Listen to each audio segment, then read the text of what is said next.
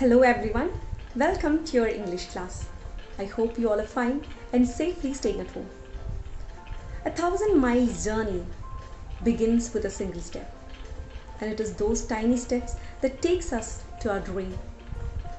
The story that we are going to discuss today speaks such a story of a young boy who really wanted to become a scientist. If you take this journey of successful people, you can see any of them were not really smooth. They all had struggles, ups and downs in their life. But it is their continuous strive which helped them to accomplish their dream. So now let's read the story together.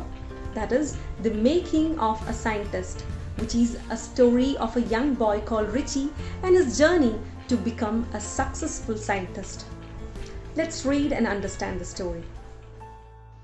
The Making of a Scientist is a story of a scientist named Richard H. Ebright by Robert W. Peterson. He was a famous American newspaper writer who later became a freelance author of magazine articles.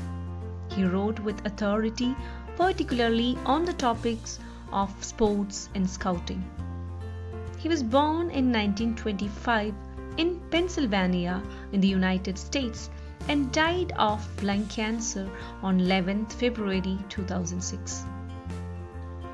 Richard H. Ebright is an American scientist who has contributed significantly to biochemistry and molecular biology. When Ebright was a little child, he used to collect butterflies, rocks, fossils and coins. He was an eager stargazer also, but he was mainly interested in butterflies.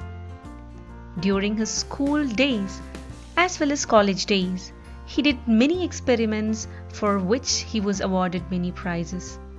Most of his experiments were on butterflies.